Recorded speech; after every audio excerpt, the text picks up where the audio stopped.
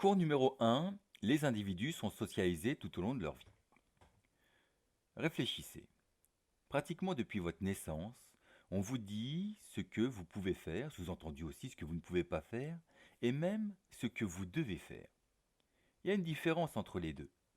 Ce que vous pouvez faire ou pas dépend des règles qu'on cherche à vous imposer.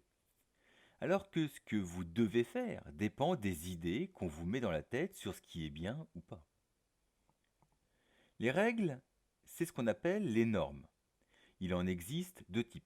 Il y a les normes formelles, cela veut dire qu'elles ont une forme, dans le sens où elles sont écrites. Ce sont les règlements, comme le règlement intérieur du lycée, ou les lois. Il y a les normes informelles. Par exemple, sauf cas exceptionnel de familles très strictes et très organisées, il n'y a pas de règlement intérieur chez vous qui vous interdit de manger vos crottes de nez. Alors oui, vous le faites peut-être toujours, mais en cachette. Et cet exemple n'est pas un mauvais exemple parce que tous les petits-enfants mangent leurs crottes de nez. Même la plus jolie ou le plus beau des élèves du lycée a mangé ses crottes de nez, et des fois des crottes pas toujours du nez. Mais on vous a appris à ne plus le faire, ou à ne plus le faire en public en tout cas. Les idées, elles, correspondent à ce qu'on appelle des valeurs.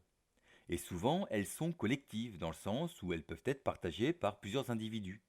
Et même parfois, il y a une sorte de but à atteindre, un objectif important. C'est pourquoi, plutôt que de parler d'idées, il faut parler d'idéal. Et les valeurs sont ainsi des idéaux collectifs qui vont guider les individus d'un groupe. Le respect est un idéal. La liberté, l'égalité, la fraternité sont des idéaux. Et pour revenir à notre exemple précédent, la propreté est un idéal. On peut ainsi comprendre que les valeurs, par exemple la propreté, déterminent souvent les normes, par exemple ne pas manger ses crottes de nez.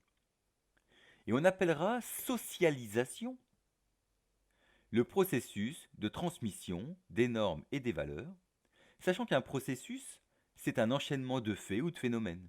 La socialisation se passe donc dans le temps, il y a plusieurs enchaînements, et même elle se passe tout au long de la vie.